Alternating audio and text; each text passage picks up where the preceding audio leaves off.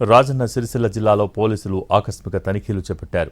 సిరిసిల్ల, వేములవాడలతో పాటు జిల్లా వ్యాప్తంగా వడ్డీ వ్యాపారుల ఇళ్లలో పోలీసులు సోదాలు నిర్వహించారు. ఎస్పీ మహేష్ బి గీత ఆధ్వర్యంలో స్పెషల్ డ్రైవ్ చేపట్టారు. ఏకకాలంలో సోదాలు చేస్తున్నారు. అధిక వడ్డీలు, డైలీ ఫైనాన్స్లపై ప్రత్యేకంగా దృష్టి సారించారు పోలీసులు. ఇటీవల అధిక వడ్డీల పేరుతో వేధింపులు, ఆత్మహత్యలు పెరగడంతో పోలీసులు స్పెషల్ తనిఖీలు చేపట్టారు.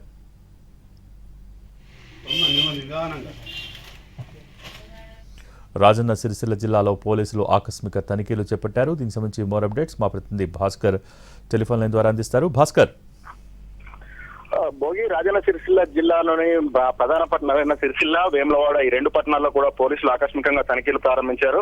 అయితే వడ్డీ వ్యాపారులు, డైలీ ఫైనాన్స్ నడిపే వాళ్ళ లక్ష్యంగా ఈ తనిఖీలు అయితే చేస్తున్నారు. వాళ్ళ ఇళ్లలో ఉన్న కాగితాలు కావచ్చు, వాళ్ళ ఆర్థిక లావాదేవీలు అన్నింటినీ కూడా క్షుణ్ణంగా పరిశీలిస్తున్నారు.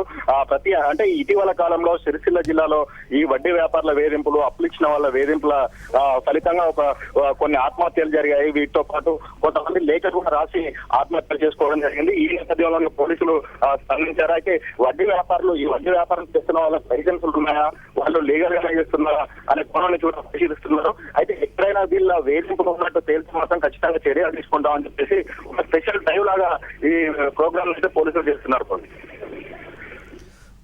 Thank you Bhaskar.